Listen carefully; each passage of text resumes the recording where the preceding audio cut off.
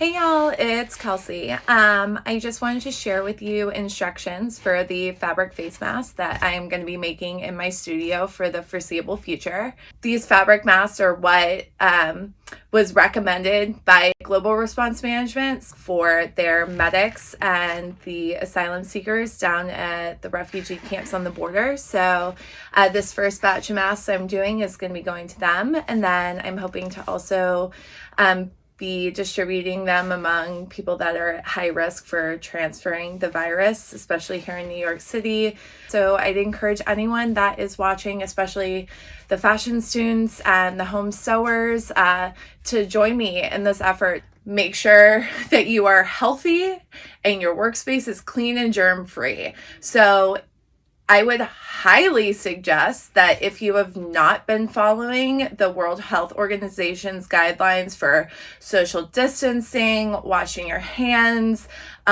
self-quarantining, ideally for the last 2 weeks, that you probably shouldn't be making these masks, unless you are certain that you don't have coronavirus. So your top layer is going to be 100% cotton. You can look for any cotton that you would use for quilting. I got all of my materials with the exception of the elastic from Joann. They're still shipping and delivering. I ordered materials and with regular shipping received them in 3 days. And then our middle layer, which this is most important, this is a heat insulated batting. I'll have a link to exactly what you should buy. So this is kind of like our middle layer in the mask that is going to act as our filtration. And then our lining layer also should be 100% cotton. I'm using muslin because I have a lot of that and a lot of scraps. You just want something lightweight. Then you're also going to want elastic. So this is 1mm elastic cording. I got this off Amazon. You're not going to want anything smaller than that. When I'm ordering more, I'm probably going to look for 2 or 3mm elastic, but this will do the trick.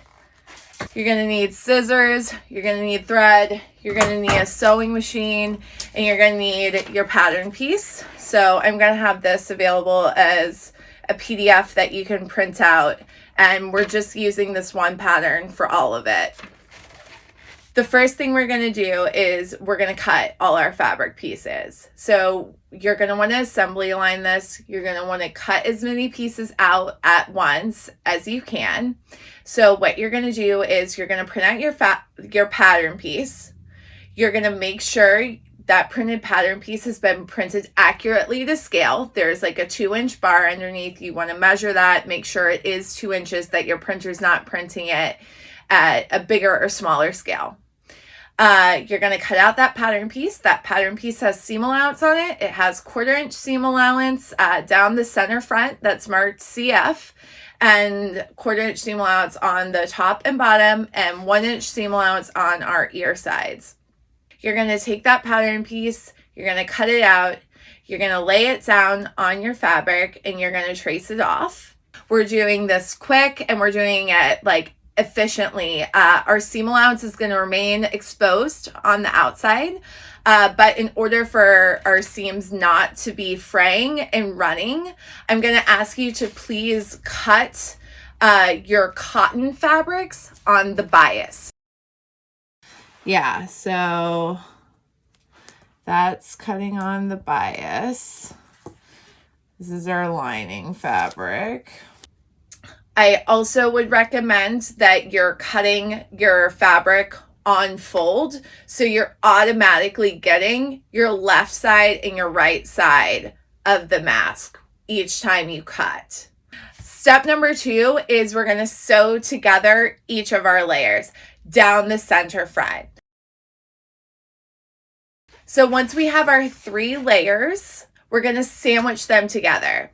It's super important that the silver side of your batting is going to be facing the outside world. So when your mask is on, the cotton side of it is going to be towards the body, and the silver side is going to be facing out toward the world. So when you're sandwiching them together, it's going to go our self front-facing cotton fabric. And then we're going to have our layer of batting with silver going toward the front fabric and the white side of the batting going toward the lining. And then we're going to put our lining together. This you're going to want to pin together. Your top fabric is going to want to, shrink down and not stretch. You want to just kind of pull them tightly together so your seams are matching up. And we're going to sew the top and the bottom seam, leaving that 1/4 inch seam allowance hanging on the side. So now that we have our kind of mask assembled, we're going to make our loop. We're going to do one where there's just one big loop that runs around the back of the head. It's less stress on the ear, and it's also easier to adjust for a nurse that might need their mask tighter. They can just retie that knot quickly. Or conversely, if someone needs their mask a little looser, they can untie that knot and loosen the thread. So we're going to cut a piece of elastic around 22 inches is good. We're going to leave about a 2-inch tail on the side of the knot and just tie a regular dead knot in it. And our last step is we're going to fold back the ears of our mask. So we've got 1-inch seam allowance on there, and we're going to take it and we're going to put our elastic on one side, sandwich between, and flip it back twice. So we've got a nice, tight, clean finish. You're going to want to pin that in place, and you're going to kind of use your pins to make sure that elastic is hanging back away and out of, the danger zone for the sewing machine. We want to make sure we're not sewing through our elastic, that we're just going to sew it closed. So our elastic's kind of floating in that little channel there, but it's not sewn down anywhere. So we're going to sew the one side, and then we're going to do the same thing on the other side. It's going to be a little bit trickier closing this last seam because now you've got this elastic band that's pulling your mask over. It's just use your other hand to kind of pull that mask back out of the way with the elastic, and you're going to close. I just want to say a quick reminder to anyone that may be sewing again for the first time in a while. You want to just make sure you're always locking up your seams. So when you're starting a seam and ending a seam, that you're just doing a couple stitches back and forth to lock it up and keep it nice and tight. Here's our finished mask. Definitely no style points here for the finishing, but hopefully it does the trick. So yeah, you can go ahead and try on the first one that you make just to make sure you're sewing it right and that it fits. But yeah, it just covers most of the face, covers the mouth, nose, obviously. The seam allowance you see hanging out here, that's fine. It's actually quite tight to the face underneath. The knot that's in the back here, people can obviously make it tighter or looser if they need to. These masks, they're washable.